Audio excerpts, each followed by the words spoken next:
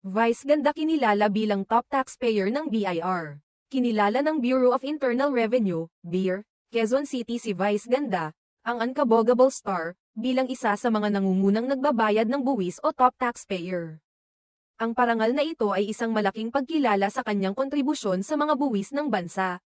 Sa isang post sa kanyang Facebook account nitong Martes ika-4 ng Marso, ipinahayag ni Vice ang kanyang pasasalamat sa BIR sa pagbigay ng ganitong parangal. Maraming salamat sa pagkilala sa akin bilang top taxpayer in BIR Quezon City for 2024, sabi ni Vice Ganda sa kanyang post. Binigyan din niya ng diin ang kahalagahan ng pagbabayad ng buwis, na isang responsibilidad ng bawat mamamayan. Ayon pa sa kanya, obligasyon nating magbayad ng buwis.